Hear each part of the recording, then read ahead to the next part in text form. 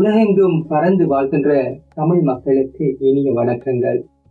கல் தோன்றி மண் தோன்றா காலத்தே முன் தோன்றிய மூத்த மொழி தமிழ் மொழி.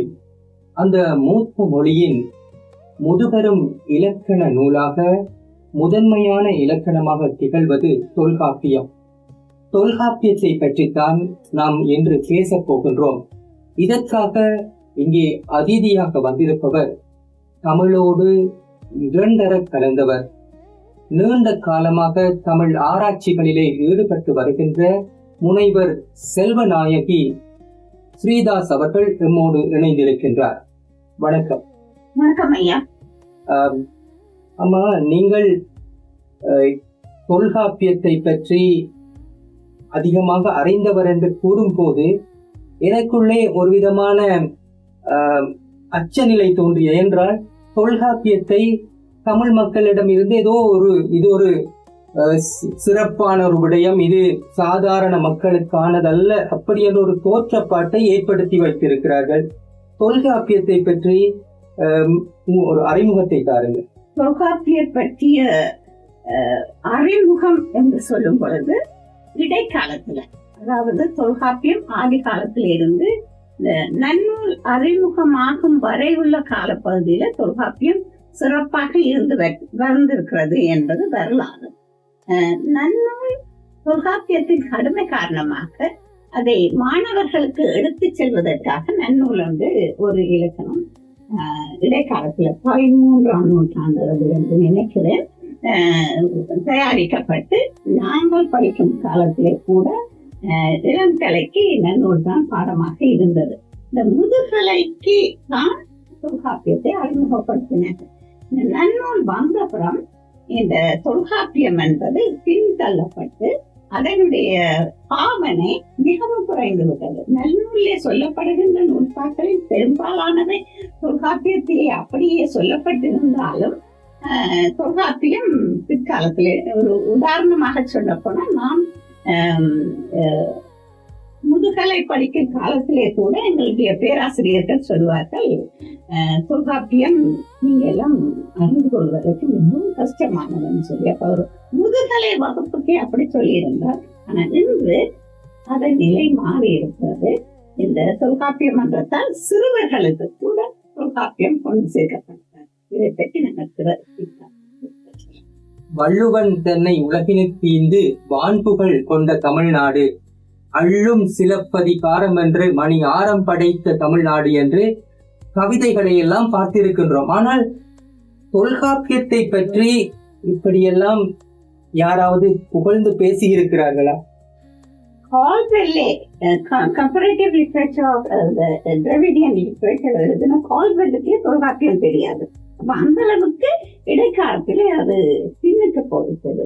ஆனபடியா தொல்காப்பியம் எங்கள் பரம்பரையில கூட முன்னுக்கு வரையில. ஆனா நாங்கள் இப்பொழுது அடுத்த தலைமுறைக்கு தொல்காப்பியத்தை சிறுவர்களில் இருந்து எடுத்துக்கொண்டு போவோம்.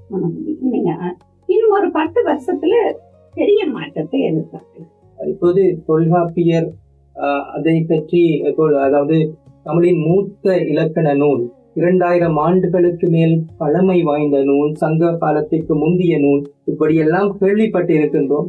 இதிலே ஒரு சாதாரண ஒரு அறிமுகத்தை நாங்கள் மேற்கொள்கின்றது என்றால் தொல்காப்பியத்தை பற்றி நீங்கள் ஒருவருக்கு அறிமுகப்படுத்துவதற்காக எதனை கூறுவீர்கள்? எங்களுக்கு இன்று கிடைத்திருக்கின்ற மிக பழைய நூல், தமிழினுடைய மிக பழைய நூல் தொல்காப்பியம்.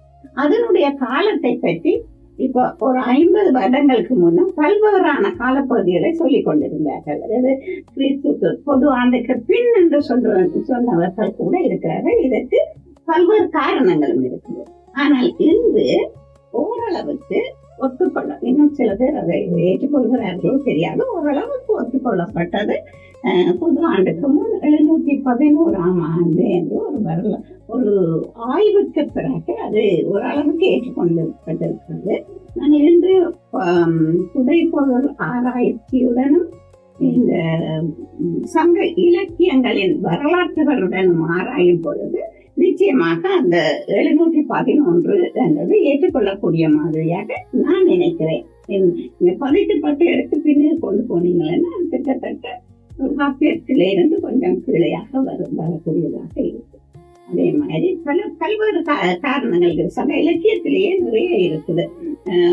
புறநானூற்றில் 201வது நூற்பாவில பாடல்ல 49 தலைமுறை தாங்கிய இளங்கோவலன்னு சொல்லி தமிழர் பாடியிருக்கிறார். 49 தலைமுறை என்றால் ஒரு தலைமுறைக்கு 20-25 போட்டாலும் என்னால 500க்கு மேல வரும். அந்த மாதிரியாக வரலாற்றை நாங்கள் கணித்து கொண்டு போகும் பொழுது நிச்சயமாக 711 என்று ஓரளவுக்கு ஏற்றுக்கொள்ளக்கூடிய காலமாக இருக்கு.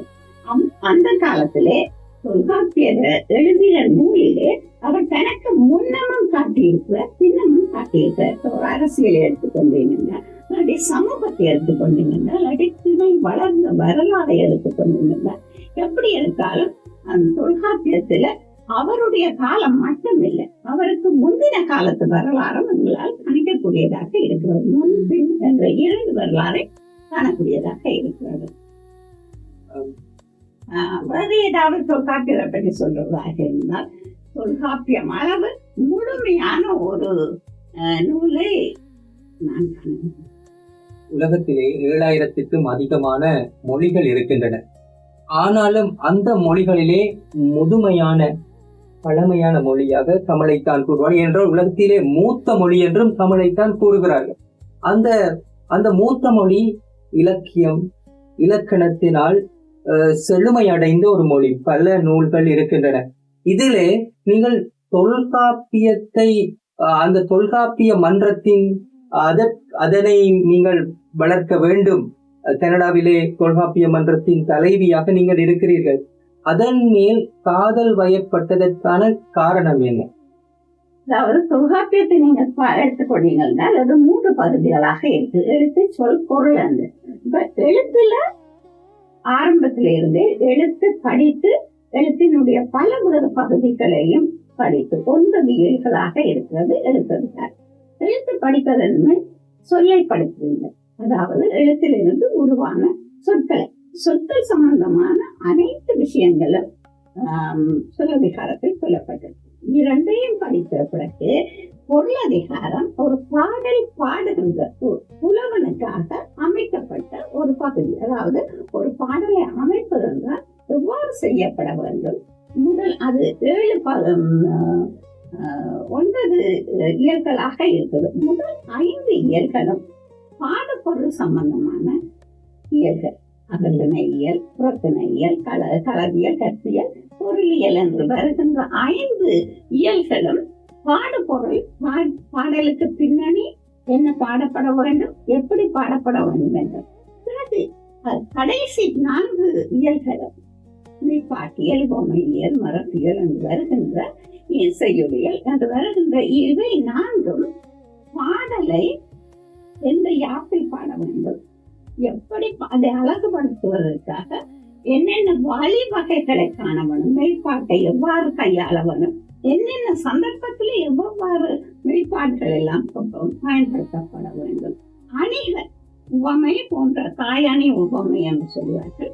அணிகளை எவ்வாறு பயன்படுத்த வேண்டும், மரபு எவ்வாறு பாதுகாக்கப்பட வேண்டும் என்ற விஷயங்கள் அனைத்தும் இந்த 4 பிற்பகுதியில் உள்ள 4 இவ்வளவு அழகாக இவ்வளவு ஒன்றிணைந்ததாக ஒரு நூலை காண்பது மிகவும் கஷ்டம். அது மட்டும் இல்லாமல் தொல்காப்பியம் அன்று தொல்காப்பியர் சொல்லப்பட்டது தகவல்களில் சிலது மாற்றங்களே ஒழிய பெரும்பாலும் தொல்காப்பியர் சொல்லி இருக்கின்ற நெடுங்கணக்கே அந்த மாதிரியே தான் வந்து கொண்டிருக்குது. சில மாற்றங்கள் இப்ப கணினியில செய்யும் பொழுது கொஞ்சம் பெரிய மாற்றங்கள் செய்ய வேண்டியிருந்தது. ஆனாலும் வரி வடிவங்கள் அதே மாதிரியே தான் பெரும்பாலும் இருக்கின்றன என்று சொல்றதுக்கு எனக்கு மகிழ்ச்சியாக இருக்கிறது. இத்தகைய ஒரு தொல்காப்பியத்தை நாங்கள் உலகளாவிய ரீதியில எடுத்து செல்ல வேண்டும் என்ற காரணத்துக்காகத்தான் இத்தனையும். மன்னவன் நீயோ பல நாடும் நின்னதோ நின்னை அறிந்தோர் தமிழை ஓதினே என்னை இறந்தேற்றுக் கொள்ளாத வேந்துண்டு உண்டோ மரந்தனை குரங்கேற்றுக் கொள்ளாத கொப்பு. இது ஒரு கம்பராமாயணத்திலே வருகின்ற ஒரு கவிதை. என்னோடு அருகிலே இருக்கின்ற பேராசிரியர் இல சுந்தரம் அவர்கள், என்னடா நானும் வந்திருக்கின்றேன், என்னிடம் கேள்விகள் இல்லையா என்று நினைக்க கூடும். என்னை கிள்ளுக்கீரை எனக்கு கிரி தொலைத்து விட்டீர்களா என்று. ஆனால் பேராசிரியர்களே, தகுந்த நேரம் வரும் வரைக்கும் உங்களிடம் இந்த கேள்வியை கேட்பதற்காக இருந்தேன். அதாவது தொல்காப்பியம் போன்ற ஒரு முதுபெரும் நூல் பல்லாயிரம் ஆண்டுகளை கடந்தும் தமிழிலே நிலை பெற்று நிற்கின்றது.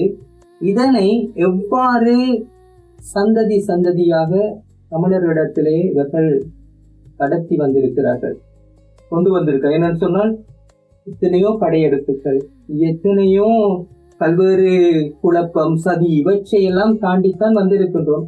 எவ்வாறு அதாவது இப்போது கூட அம்மா சொன்னது போன்று இது ஒரு மேன்மக்களுக்கான நூல், ஒரு சிறப்பு நூல் என்று, இது ஒரு எம்ஏ லெவலுக்கான நூல் என்று கூறப்பட்ட இந்த நூல் எவ்வாறு பண்டைய காலத்தில் இருந்து கடத்தப்பட்டது? தொல்காப்பியம் காலங்காலமாக வாய்மொழி இலக்கணமாக, குறிப்பா இப்ப இருக்கிற மாதிரியான தாள் அச்சிடுவதில் அச்சு வளர்ச்சி இல்லாத காலகட்டத்தில் ஓலைச்சுவடிகள் மூலமா தான் பல தலைமுறைகளை கடந்து பயன்பாட்டில் இருந்து வந்திருக்கு. அந்த ஓலைச்சுவடி எல்லாருனாலையும் அதை படியெடுத்து, அது ஒரு பெரிய நூல், 1611 நூற்பாக்களை கொண்ட ஒரு பெரிய நூல். அப்போ அந்த 5 இலக்கணமும் அதுல சொல்லப்பட்டிருக்கு. எழுத்து, சொல், பொருள் 3 அதிகாரம் இருந்தா கூட 5 இலக்கணமா, அணி இலக்கணமும் யாப்பு இலக்கணமும் சேர்த்து தான் இந்த 5 வகை இலக்கணம் வரும் தான் நம்மளுடைய தமிழ் இலக்கணம் வரும். அந்த இலக்கணங்களை மனப்பாடம் பண்ணி வாய்மொழியாக நம்மளுடைய குருகுல கல்வி மூலமாகவோ தென்னை பள்ளிக்கூடங்கள் மூலமாகவோ அவர்கள் நடத்தி மனப்பாடம் பண்ணி தான் ஒவ்வொரு விதிகளையும் சூத்திரங்களையும், அதாவது நூற்பாவை மனப்பாடம் பண்ணி தான் காலங்காலமா பயன்பாட்டுல இருந்து வந்திருக்கு. ஆனா சில இடங்கள்ல மட்டும் நம்ம புத்தகங்கள் எப்படி விலை அதிகம் கொடுத்து வாங்க முடியாதோ அந்த மாதிரி படி எடுக்கிறது ரொம்ப சிரமமான வேலை. அதை ஒரு பெரிய நெடுங்காலம் உழைத்து தான் அந்த சுவடிகளை உருவாக்க வேண்டி இருக்கும். இப்ப கூட பிள்ளையார் சொல்லி போறது எல்லா செயல்பாடுகளுக்கும் மிக முக்கியமான ஒரு செயல்பாடு. பிள்ளையார் சொல்லி போட்டு தொடங்க வேண்டும்னு ஒரு பாடல் கூட நமக்கு எல்லாருமே இருக்கும். ஒரு சின்ன குறிப்பு எழுதுனா கூட பிள்ளையார் சொல்லி போடுவோம். அது ஓலைச்சுவடியில எழுதுறதுக்கான ஒரு பயன்பாடு. பலரும் அதுக்கான பல காரணங்கள் சொன்னா கூட பிள்ளையார் சொல்லி போடுவதுங்கிறது பல செயல்களுக்கும் முன்னுதாரணமா நம்ம பயன்படுத்துறோம். அது நம்ம தமிழ் மொழியினுடைய அடிப்படை கூறு. ஒரு ஓலைச்சுவடியில நம்ம ஒரு தமிழ் எழுத்துக்கள் எழுதும்போது, தமிழ் எழுத்துக்கள் வட்டெழுத்துக்கள் எழுதும்போது வட்டம், சுழி, கோடு இந்த 3 வடிவங்களை கொண்டு எழுதப்படக்கூடிய ஒரு மொழி வரி வடிவம். அப்போ அதை நம்ம சுவடியில எழுதும்போது சுவடி பதமா இருக்குதான்னு சரி பார்க்கறதுக்காகத்தான் ஒரு வட்டம், ஒரு சுழி, ஒரு கோடு. அப்ப புள்ளி வைத்த எழுத்துக்களை புள்ளி வைக்க முடியாது, சுவடியோட கீறல் விழுந்துரும் அப்படிங்கிறதுக்காக தான் புள்ளி வைக்காம அதை வட்டம் போட்டாங்க. நம்ம மெய் எழுத்துக்களுக்கெல்லாம் பழங்கால மெய் எழுத்துக்கள் எழுதுல ஓலைச்சுவடி எல்லாம் பாத்தீங்கன்னா வட்டமா தான் இருக்கும். இந்த புள்ளி வச்சோம்னா அது குழி விழுந்துரும், கோட்டை விழுந்துரும், அது வந்து வீணாயிடும் அந்த சுவடி. அதை பதம் பார்க்கறதுக்காக தான் அந்த பிள்ளையார் சொல்லி போடுறது. அதற்காக தமிழ் எழுத்துக்களுடைய 3 அடிப்படை வடிவங்கள் வட்டம், சுழி, கோடு. இந்த 3 வடிவங்களை தான் ஒரு வட்டம், சுழி, கீழே ஒரு கோடு, அதுக்கு பிறகு ஒரு கோடு போட்டு தான் நம்ம எல்லாம் பிள்ளையார் சொல்லி போட்டு பயன்படுத்தியிருக்கோம். இந்த மாதிரி சுவடிகள் மூலமா தான் தொல்காப்பியம் காலங்காலமா பயின்று வந்திருக்குது. அப்ப அம்மா சொன்னது போல 13ஆம் நூற்றாண்டுல நன்னூல் தோன்றுவதற்கு காரணமே அது ஒரு பெரிய படி எடுக்கிறதுல சிரமமா இருக்குது. அப்போ அவ்வளவும் இப்ப தேவையில்லை அறிமுகமா படிக்கிறவங்களுக்கு. அப்போ பெரிய புலமை பெற்றவர்கள் படிக்கக்கூடிய ஒரு நூலாக தொல்காப்பியம் இருந்து வந்ததை பாமர மக்களும் எல்லாரும் தெரிஞ்சுக்க வேண்டியதுக்கு தமிழ் மொழியினுடைய அடிப்படை இலக்கணத்தை புரிந்து கொண்டு ஒரு இலக்கியம் படைப்பதற்கான இலக்கணத்தை உருவாக்கணுங்கிறதுக்காகத்தான் இந்த தொல்காப்பியம் படைக்கப்பட்டது. அதோடைய சுருக்கம் கருதி தான் பவனிதி முனிவர் 13ஆம் நூற்றாண்டுல இந்த எழுத்து சொல்லுக்கான நன்னூலுங்கிற நூல் எழுதினார். இப்ப இது தொல்காப்பியத்தினுடைய முழுமையான நூற்பாக்கள் அப்படியே எடுத்துக்கொண்டு சின்ன சின்ன மாற்றங்களை செய்து கொண்டு தேவையின் கருதி அது தொல்காப்பிய நன்னூலார் சொல்லுவது கூட பழையன கழிதலும் புதியன புகுதலும் வலுவல கால வகை நானே. அது போலதான் நம்ம எல்லா சொல்லும் கடிசொல் இல்லை காலத்து படினேங்கிறது தொல்காப்பியருடைய நூற்பா. இப்ப இந்த மாதிரி சுருக்கத்தின் அடிப்படையில தான் தொல்காப்பியம் நன்னூலாக வேறொரு பரிணாமமாக நமக்கு மக்கள் பயன்பாடுல இருக்குது. அது இப்ப 20ஆம் நூற்றாண்டு வரைக்கும் நன்னூல் மேலோங்கி இருக்கிறதுக்கு காரணம் ஆங்கிலேயர்கள், பிறமொழிக்காரர்கள் வந்த படையெடுப்புகள் அல்லது அவங்களுடைய தமிழ் மொழியை கற்க வந்தபோது அவர்களுக்கு சுருக்கமான இலக்கணம் தேவை, ஆங்கில மொழியோட ஒப்பிட்டு கற்கக்கூடிய தேவை ஏற்பட்டது. அதற்காக நன்னூல் மேலோங்கியது. ஆனால் அதன் பிறகு தொல்காப்பியத்தினுடைய வீச்சு அதோடைய ஆழம் பலருக்கும் உலகளாவிய நிலையில் தெரிய வரும்போது, மேம்பட்ட ஆய்வுகள் மேற்கொள்ளும் போது, இப்ப மொழியியல் சார்ந்த வளர்ச்சி வந்த பிறகுதான் தொல்காப்பியம் எல்லாருடைய கையிலும் எடுக்கப்பட்டது. அது ஆழமான ஆய்வுகள், அறிவியல் பூர்வமான அணுகுமுறைகள், தொல்காப்பியருக்கு முந்தைய இலக்கணிகள் பல பேர் உருவாக்கப்பட்ட செய்திகள் தான் பின்னால தொல்காப்பியர் என்மனார் புலவர் மொழிப அப்படின்னா. அப்போ 3000 ஆண்டுகளுக்கு முன்னாலேயே தொல்காப்பியர் ஒருத்தர் ஒரு நூல் எழுதும் போது அதற்கு முன்னால அவ்வளவு இலக்கண பாரம்பரியங்கள், இலக்கிய வளங்கள் இருந்திருக்குது. அப்ப அந்த வளங்கள்லாம் தொகுத்து தான் தொல்காப்பியர் ஒரு தரவுகளை வைத்துக்கொண்டு இலக்கியங்கள் இப்படி எல்லாம் இருக்கு, இதை வைத்துக்கொண்டு தொல்காப்பியர் புதுசா எந்த இலக்கணத்தையும் எழுதல. மொழியில பயன்பாட்டுல இதெல்லாம் இருக்கு, இலக்கியங்கள் இவ்வாறெல்லாம் படைக்கப்பட்டிருக்கின்றன. நாம் ஒரு இலக்கியத்தை படைக்கும் போது இதெல்லாம் மனதில் கொண்டு, இதெல்லாம் தெரிந்து கொண்டு இந்த அடிப்படையில ஒரு இலக்கியத்தை படைக்கணும் அப்படிங்கிறது தான் தொல்காப்பியருடைய நோக்கமா இருந்திருக்கு. இப்போ இந்த கணினி யுகம் வந்த பிறகு இந்த தொல்காப்பியம் இன்னும் பெரிய வளர்ச்சி பெற்று இப்போ எல்லாருக்கும், அனைவருக்கும் தொல்காப்பிய மன்றம் கூட, சிறுவருக்கு ஒரு பக்கம் தொல்காப்பிய வகுப்பு நடத்தா கூட அனைவருக்கும் தொல்காப்பியம் அப்படிங்கிற ஒரு சான்றிதழ் படிப்பை, ஒரு சர்டிபிகேட் கோர்ஸ் நடத்திட்டு இருக்கு. இப்ப நீங்க கூறிய விடயத்தில் இருந்து, அதாவது வாய் வழியாகத்தானே இந்த மொழி தொல்காப்பியம் போன்ற நூல்கள் எல்லாம் கடத்தப்பட்டிருக்கின்றன. இப்போது தமிழினி மெல்லச் சாகும் என்ற ஒரு அச்ச நிலை பாரதியார் கூட வெளியிட்டிருந்தார். அப்படி இருக்கின்ற போது மன்னிக்கணும் குறுக்கிடுக்கு, பாரதியார் மெல்ல தமிழினி சாகும்னு சொல்லல, என்ற ஒரு பேதை உரைத்தான் அப்படின்னு தான் அவர் மேற்கொள்ள காட்டுறாரு. ஆமா, அவர் கூறினார். அதே போன்று இப்போது நீங்கள் புலம்பெயர்ந்த நாட்டிலே இருக்கிறீர்கள். இருக்கின்ற போது இங்குள்ள அடுத்த சந்ததியினர் மெல்ல மெல்ல தமிழை மறந்து விடுவார்கள் என்ற அச்ச உணர்வு இருக்கின்றது. இப்போ நாங்கள் பல்லாயிரக்கணக்காக கடத்திய இந்த மொழியை, அதன் முதன்மையான இலக்கண நூலை அடுத்த தலைமுறைக்கு கொண்டு சேர்ப்பதற்கு நாங்கள் எந்த வகையான செயற்திட்டங்களை முன்னெடுக்க முடியும்? பொதுவா புலம்பெயர் நாடுகள்ல, மற்ற தாய் நாட்டை விட புலம்பெயர் நாடுகள்ல அதிக பற்றும் மொழி மீதும் இனம் மீதும், நம்முடைய பண்பாடு, கலை, பழக்க வழக்கங்கள், கலை போன்றதுல ரொம்ப அதிகமான ஈடுபாடு. அவங்களோட தேவை தன்னுடைய இன வரலாற்றையோ அல்லது தன்னுடைய கலை மரபுகளையோ அடுத்த தலைமுறைக்கு கொண்டு போய் சேர்க்கணும் அப்படிங்கிறது ஒரு கட்டாய தேவையா, அவருடைய உணர்வு மயமிக்கதாக இருந்தது. அப்ப அந்த நோக்கத்துல தான் நம்ம புலம்பெயர் நாடுகள், எல்லா நாடுகள்லையுமே அவங்களுடைய அடுத்த தலைமுறை குழந்தைகளுக்கு தமிழ் மொழியை சொல்லிக் கொடுக்கணும். அதோட கலை, பண்பாடு, உணவு, பாரம்பரியம், பழக்க வழக்கங்கள் அத்தனையும் சேர்த்தே நம்ம கொண்டு சேர்த்துட்டு இருக்கிறோம். இது பொதுவா தமிழ் மொழி, தமிழ் கல்வி, கலை, இலக்கியம் இப்படிங்கிறத தாண்டி நமக்கான அடையாளம், நான் யாருன்னு கேட்டா நான் ஒரு தமிழன் சொல்ற ஒரு அடையாளம் இருக்கு. அந்த அடையாளம் எதை அடிப்படையா கொண்டது? இப்ப நமக்கு கீழடி அப்படிங்கிற ஒரு ஆதாரம் கிடைச்சிருக்கு அகழ்வாராய்ச்சியில. கீழடி சங்க இலக்கியங்கள் ஒத்த காலகட்டம் அது. அப்போ ஒரு 2300 ஆண்டுகளுக்கு முன்னால கீழடிங்கிற ஒரு நகர்ப்புறம் இருந்திருக்கு. அந்த நகர்ப்புறத்துல இலக்கியங்கள், அந்த சான்றுகள்லாம் நமக்கு கிடைக்குது. இப்ப இந்த தரவுகள் அடிப்படையா வைத்துக் கொண்டு நாம் தமிழர்கள் குறைந்தது 2300 ஆண்டுகளுக்கு பழமையானவர்கள், அப்போதே ஒரு பண்பட்ட சமுதாயமாக இலக்கியத்திலும் மக்களுடைய வாழ்வியல் முறைகள்லையும் நம்ம மேம்பட்டு இருந்திருக்கிறோங்கிறத நம்மளால கண்டுபிடிக்க முடியுது. இப்ப இந்த பெருமைப்படுவதற்கு முன்பாகவே நான் ஒரு தமிழன் என்ற பெருமை கொள்வதற்கு தொல்காப்பியம் அதுதான் நமக்கு அடிப்படை. இப்ப நடக்கக்கூடிய கடந்த 500-1000 ஆண்டுகள் நடந்த எந்த செயல்பாடுகளாக இருந்தாலும், எந்த ஆய்வுகளாக இருந்தாலும் நமக்கான தொடக்க புள்ளி தொல்காப்பியம் தான். இப்ப தொல்காப்பியம் வாய்மொழி இலக்கியங்களாக, இலக்கணமாக தொன்று தொட்டு மக்கள் பயன்பாட்டில் இருந்து சுவடிகள் மூலமா கணினி மூலமாக அச்சிடப்பட்டது. அப்ப அச்சு கொண்டு வந்தது பிறகு இப்ப கணினி, இணையம், இப்ப நமக்கு செயலி எல்லாரும் நமக்கு கிடைக்குது. இப்போ இது அம்மா சொன்னது போல பல்கலைக்கழக கல்லூரி படிப்புல இருக்கக்கூடிய மாணவர்களுக்கு, படித்தவர்களுக்கு அப்படிங்கிறது தாண்டி இப்ப திருக்குறள் எந்த அளவுக்கு உலகளாவிய நிலையில கொண்டு சேர்க்கப்பட்டதோ அதே மாதிரி தமிழுடைய இரு கண்கள் தொல்காப்பியமும் திருக்குறளும். அப்ப திருவள்ளுவர் ஆகிவிட்டார். ஆனா தொல்காப்பியம் அந்த அளவுக்கு உலகமயமா ஆகல. திருவள்ளுவருக்கே தொல்காப்பியம் தான் அடிப்படை. தொல்காப்பியர் சொன்ன குறள் வெண்பா இலக்கணமா கொண்டுதான் திருவள்ளுவரே அந்த இலக்கியத்தை படைச்சிருக்கிறார். அப்போ தொல்காப்பியருக்கு ஒரு மூத்தவராக, திருவள்ளுவருக்கு மூத்தவராக தொல்காப்பியர் இருந்து கொண்டிருக்கிறார். அவரை நம்ம மக்கள் மயப்படுத்தணும் அப்படிங்கிற நோக்கத்துலதான் இந்த எல்லா செயல்களுக்கும் நம்ம தொல்காப்பியத்தை முதல் தொடக்க புள்ளியா வைத்துக் கொண்டு ஆய்வுகளானாலும் சரி, நம்மளுடைய எந்த செயல்பாடுகளுக்கும் அதை முன்னிலைப்படுத்துறோம்.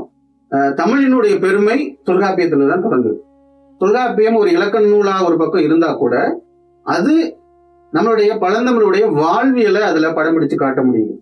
இப்ப தொல்காப்பியம் இலக்கியம் படைப்பதற்கான இலக்கணம் தான் அது சொல்லப்பட்டது. ஆனா அந்த இலக்கியம் படைப்பதற்கான ஒரு பாடுபொருள், அம்மா சொன்ன போல பாடுபொருள் பாடும் முறை, அதுக்கானதான் 2 பகுதிகளா பொருளதிகாரத்தை பிரிச்சுக்கிறோம்.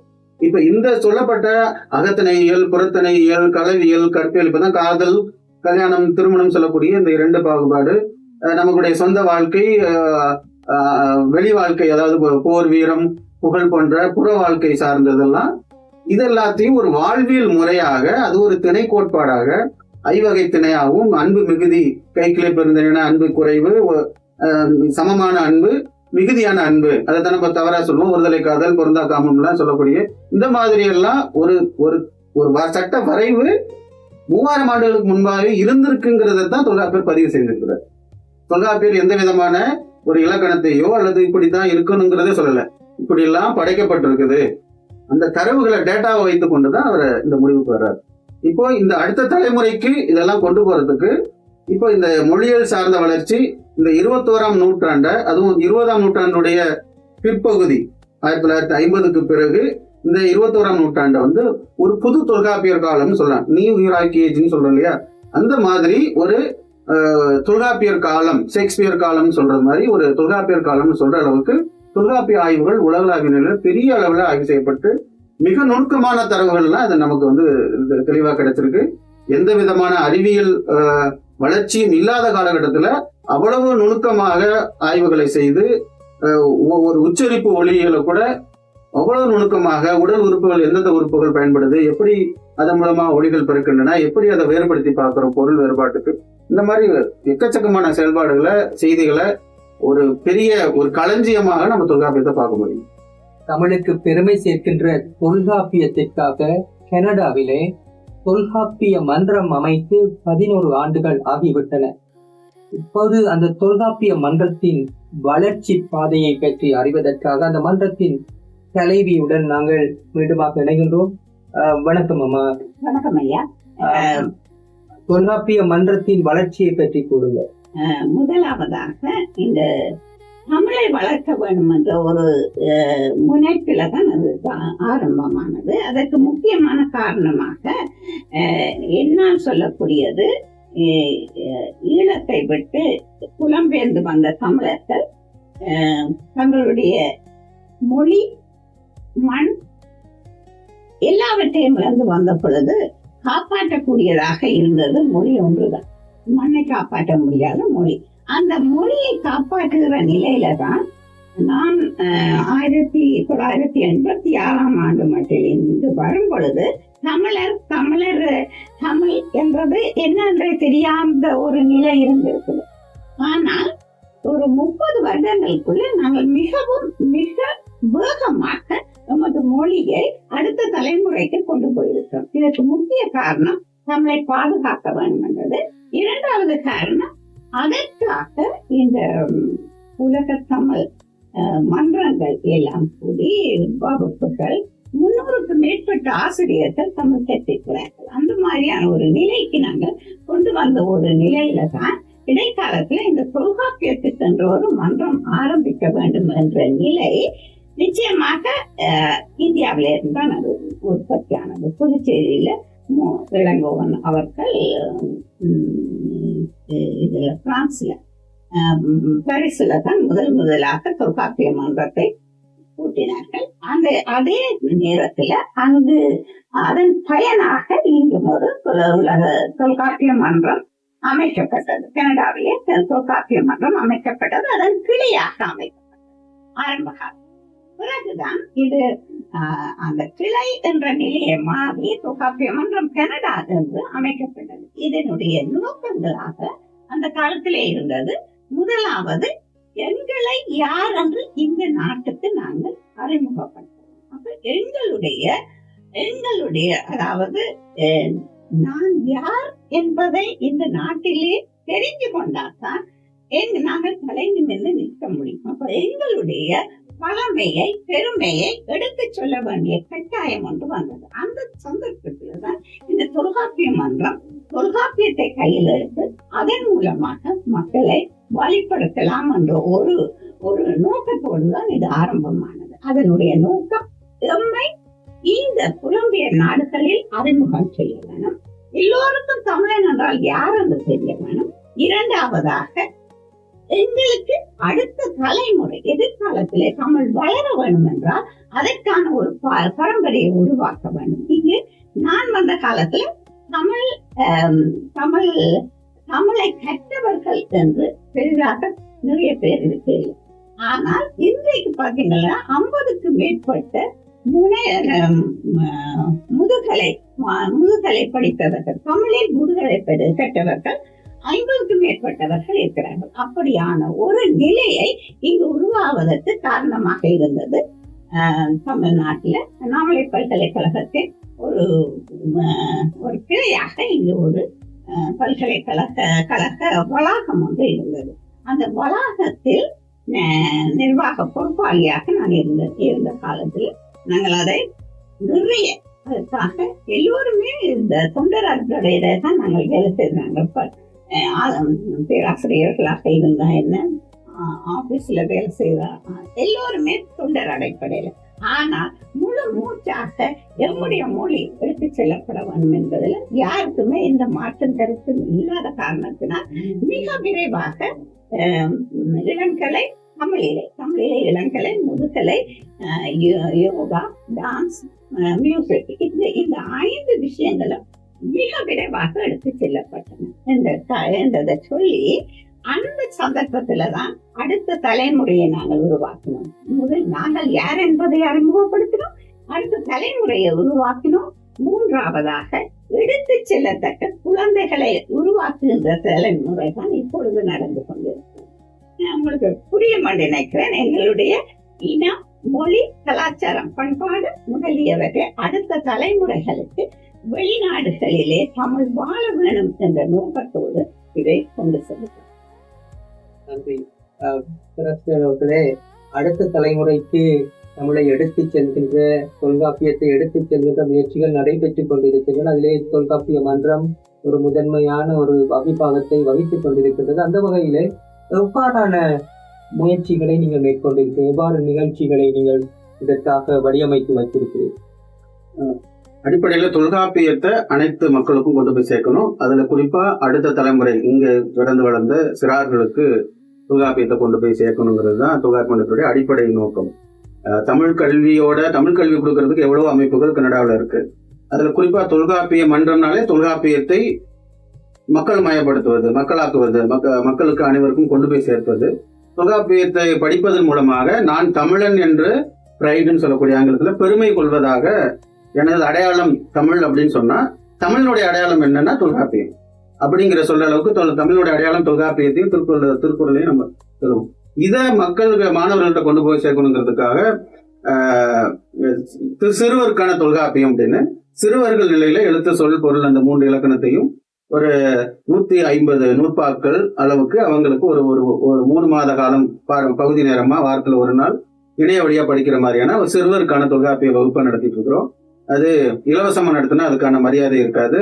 ஒரு சான்றிதழ் படிப்பு, ஒரு கட்டணம் செலுத்தி ஒரு படிப்பு படிக்கணுங்கிறதுக்காக 12 வகுப்புகளுக்கும் $12 வீதம் ஒரு வகுப்பை நடத்திட்டு இருக்கிறோம்.